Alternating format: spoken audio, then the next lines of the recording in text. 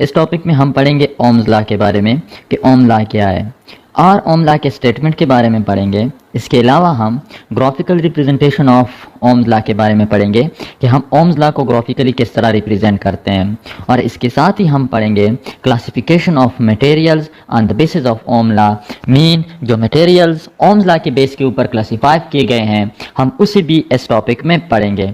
और इसके अलावा हम सेवरल मटेरियल्स का जो आई वी ग्राफ है, mean the graph between voltage and current, वो भी हम पढ़ेंगे।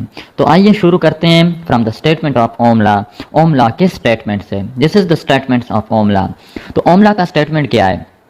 It stated that Ohm law stated that the current passing through a conductor, mean किसी भी कंडक्टर के ऊपर जो करंट पास होता है is directly proportional to the applied voltage, mean अब किसी भी सर्किट में किस कंडक्टर के ऊपर या कंडक्टर में जो करंट पास होता है वो करंट उस अप्लाइड वोल्टेज को डायरेक्टली प्रोपोर्शनल होता है।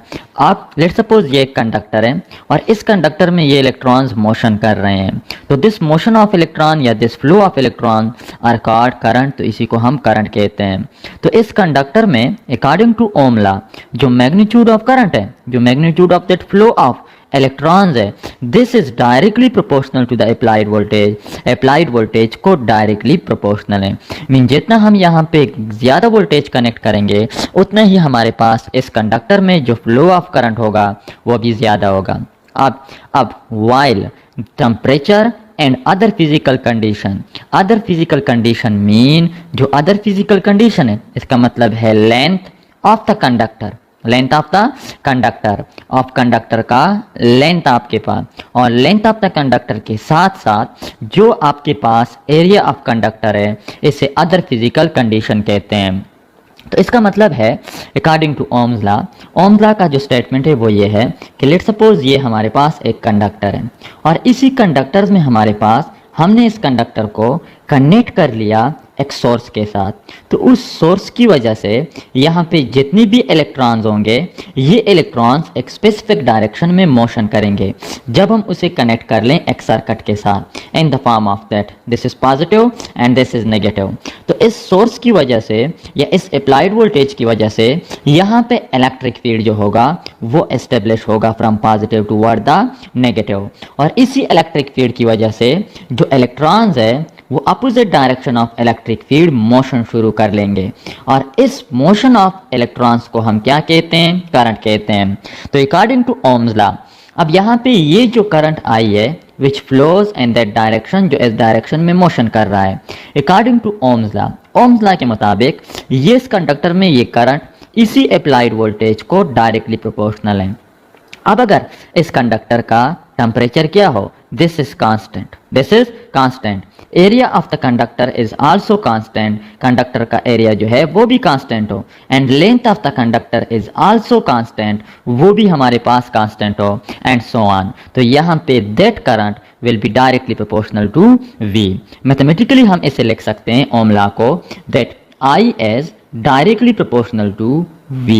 अब यहाँ पे इसके सम सॉर्ट ऑफ कंडीशन है, वो कंडीशन क्या है? वो कंडीशन हमारे पास ये है that length of the conductor जो है mean that should be constant, length is equal to L and is equal to constant, वो हमारे पास कंडक्टर का लेंथ क्या होगा? कांस्टेंट होगा। Area of the conductor, area of the conductor is equal to A will be equal to constant, ये भी हमारे पास कांस्टेंट होगा। Temperature of the conductor will be also constant. अब अगर ये तीनों फैक्टर कांस्टेंट है तो अब इसी सर्किट में जो मैग्नीट्यूड ऑफ करंट होगा it will be directly proportional to V, वो V को डायरेक्टली प्रोपोर्शनल होगा। तो अब this relation will be obey and this relation is called Ohm law. Now we remove the proportionality, so we insert a constant, so this equation will become that I is equal to GV, where G is called conductivity, G को हम क्या कहते हैं? Conductivity कहते हैं, and conductivity is the reciprocal of resistivity, ये resistivity का reciprocal है, मीन हम लिख सकते हैं that G is equal to 1/R, 1/R। तो इसी G की वैल्यू को इस इक्वेशन में पुट कर लें तो हमारे पास आ जाएगा that I is equal to 1/R and to V, हमने G की वैल्यू पुट कर ली, multiplying both side by R, we will get that I R is equal to V, या हम इस इक्वेशन को लिख सकते हैं that V is equal to I R. This is आपके पास mathematical form of Ohm law where R is called resistance of the conductor, resistance of the circuit. तो ये आर जो है this is called resistance of the circuit, ये circuit का resistance है। Circuit में इलेक्ट्रॉन्स को जो अपोजिशन ऑफर होती है, इसी अपोजिशन को हम क्या कहते हैं, दिस इज कॉल्ड रेजिस्टेंस। और रेजिस्टेंस को मैंने एक अलग वीडियो में एक्सप्लेन किया हुआ है। So this is the mathematical form of Ohm law, ये ओम लॉ का मैथमेटिकल फॉर्म है। तो अब there is a limitation of Ohm law, Ohm law का एक लिमिटेशन है। अगर ये लिमिटेशन ओबे होता है तो हम ओम लॉ को अप्लाई कर सकते हैं। अब अगर हमारे पास ये लिमिट ओबे नहीं होता तो हम ओम लॉ को अप्लाई नहीं कर सकते। वो लिमिटेशन क्या है, that the internal resistance of the circuit, किसी भी सर्किट का जो इंटरनल रेजिस्टेंस है, that internal resistance will be so small, वो क्या होगा हमारे पास, स्मॉल होगा। तो तभी हम ओम लॉ को अप्लाई कर सकते हैं। Mean are approximately equal to 0, तो तभी हम अप्लाई कर सकते हैं ओम लॉ को, अदरवाइज हम ओम लॉ को अप्लाई नहीं कर सकते। तो ये तो हमारे पास ओम लॉ का स्टेटमेंट हो गया, और ये हमारे पास ओम लॉ का एक्सप्लेनेशन और मैथमेटिकल फॉर्म। तो अब हम आते हैं graphical representation of Ohm law. Ohm law को हम ग्राफिकली भी रिप्रेजेंट कर सकते हैं। अब किस तरह, हम यहाँ पे ग्राफ ड्रा कर सकते हैं, किस चीज़ के दरमियान, बिटवीन इलेक्ट्रिक पोटेंशियल और करंट के दरमियान ग्राफ हम ड्रा कर सकते हैं।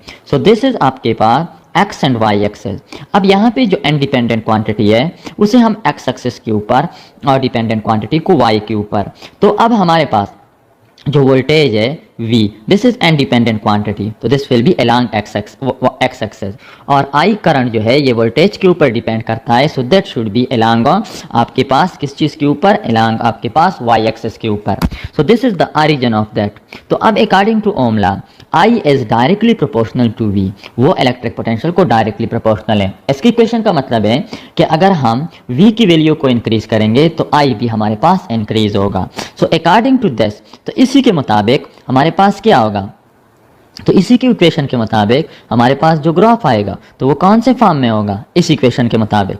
तो अब हमारे पास जो ग्राफ आएगा that will be a slope, वो हमारे पास स्लोप के फॉर्म में आएगा। This green line is called a slope, इसी को हम स्लोप कहते हैं। And this slope is equal to G, ये कंडक्टिविटी की इक्वल है, या that conductivity is equal to 1/r की इक्वल है। So this is the graphical according to. अब ये ग्रीन लाइन जो है ये शो करता है कि जितना वोल्टेज में चेंज आया हुआ है उतना ही चेंज करंट में भी आया हुआ है। सो ये आपके पास एक स्लोप आएगा, या इस स्लोप को हम टेंजेंट भी कहते हैं। And that tangent is equal to G, या this is equal to 1/r, ये 1/r की इक्वल है। अब ये हमारे पास जो है ओम लॉ की ग्राफिकल रिप्रेजेंटेशन है। अब जो मटेरियल या जो कंडक्टर इस ग्राफ्स को ओबे करते हैं उसे हम ओमिक मटेरियल कहते हैं, या हम उसे जो नहीं ओबे करते उसे हम नॉन ओमिक मटेरियल कहते हैं। तो अब अकॉर्डिंग टू ओम्स लॉ के मुताबिक हम मटेरियल्स को क्लासिफाई कर सकते हैं। Mean classification of materials on the basis of ohms law. Ohm's law के मुताबिक हम मटेरियल को क्लासिफाई कर सकते हैं। तो ओम्स लॉ के मुताबिक हमने मटेरियल्स को दो ग्रुप्स में क्लासिफाई किया हुआ है। Number first group is called ohmic material and the next group is called non ohmic material. तो ये दो ग्रुप ऑफ मटेरियल हमारे पास है, एक को हम ओमिक कहते हैं और दूसरे को हम नॉन ओमिक कहते हैं। तो अब ओमिक मटेरियल कौन से मटेरियल को कहा जाता है, वो मटेरियल जो ओम्स लॉ को ओबे करता है। मीन वो मटेरियल विच ओबे ओम्स लॉ, जो ओम्स लॉ को ओबे करते हैं उन मटेरियल्स को हम ओमिक मटेरियल कहते हैं। और non ohmic material which does not ओबे, जो ओबे नहीं करते, डज नॉट ओबे ओम्स लॉ, जो ओम्स लॉ को ओबे नहीं करते उन मटेरियल्स को हम नॉन ओमिक मटेरियल कहते हैं। या वो मटेरियल जिसका ग्राफ ओम्स लॉ के जैसा हो उनको हम ओमिक मटेरियल कहते हैं। तो अब हमारे पास ओमिक मटेरियल और नॉन ओमिक मटेरियल के एग्जाम्पल। ओमिक मटेरियल में हमारे पास जो कंडक्टर्स आते हैं, कंडक्टर्स हमारे पास, तो वो कंडक्टर्स या मेटल या कंडक्टर्स हमारे पास, तो ये हमारे पास ओमिक मटेरियल में आते हैं। तो इसका जो ग्राफ होता है वो हमारे पास ओम्स लॉ की तरह होता है। मीन वहाँ पे अगर हम कंडक्टर और मेटल में अगर हम इलेक्ट्रिक पोटेंशियल को इंक्रीज करेंगे तो हमारे पास करंट भी इंक्रीज होगा। और नॉन ओमिक मटेरियल का एग्जांपल हमारे पास this is filament bulb. Filament bulb जो है this is the example of non ohmic material. क्यों? क्योंकि ये ओम्स लॉ को ओबे नहीं करता। और हमारे पास जो सेकंड इसका एग्जांपल है this is diode. Diode is another example of non ohmic material. और नंबर थर्ड वन जो है this is called thermistor. Thermistor is also a non ohmic material. ये भी हमारे पास एक नॉन ओमिक मटेरियल है। ये भी हमारे पास जो है Ohm's law obey नहीं करता। So these three are the example of non-ohmic material and conductors are the example of ohmic material। तो इसी तरह हम materials को क्लासिफाई करते हैं दो ग्रुप्स में यूजिंग Ohm's law। तो अब अगर हम इनके ग्राफ ड्रा कर लें तो हमारे पास जो Ohm's law है उसका जो हमारे पास ग्राफ आएगा that should be in the form of that। this is हमारे पास x axis and this is y axis. तो x एक्सिस के ऊपर हम इलेक्ट्रिक पोटेंशियल लेते हैं, y एक्सिस के ऊपर करंट लेते हैं। This is origin. तो मटेरियल्स के लिए मीन मेटल या कंडक्टर्स के लिए हमारे पास जो ओम्स लॉ का ग्राफ आता है this is in the form of slope. Slope के फॉर्म में आता है। सो इट शुड ओबे ओम्स लॉ। और अगर हम ग्राफ ड्रा कर लें for non ohmic material just like हम फिलामेंट बल्ब के लिए ग्राफ ड्रा कर लें। सो दिस इज आपके पास electric potential and this is current and this is origin. तो फिलामेंट बल्ब में जब हम क्या करते हैं इनिशियली इलेक्ट्रिक पोटेंशियल में जब हम कम चेंज लेकर आते हैं तो इस कम चेंज की वजह से करंट में ज़्यादा चेंज आता है। मगर एक वक्त फिर ऐसा आता है कि अगर हम इलेक्ट्रिक पोटेंशियल को इंक्रीज करते जाएं तो हमारे पास जो मैग्नीट्यूड ऑफ करंट होगा it will not be increases, वो हमारे पास इंक्रीज नहीं होगा। सो this is the graph of non-ohmic material. So we say that filament bulb does not obey Ohm's law. So it is a non-ohmic material. अब अगर हम graph draw कर लें थर्मेसिटर के लिए तो थर्मेसिटर का जो ग्राफ हमारे पास आएगा it should be in the form of that. इस फॉर्म में हमारे पास आएगा। So this is V and this is आपके पास I and this is the origin. तो थर्मेसिटर को जब हम इनिशियली इलेक्ट्रिक पोटेंशियल अप्लाई करते हैं तो उसका रेजिस्टेंस ज़्यादा होता है और इस ज़्यादा रेजिस्टेंस की वजह से उसमें magnitude of current come produce होता है। फिर एक वक्त ऐसा आता है कि अगर हम मैग्नीट्यूड ऑफ इलेक्ट्रिक पोटेंशियल को कांस्टेंट रख लें मगर हमारे पास जो करंट होगा वो रेगुलरली इंक्रीज होगा।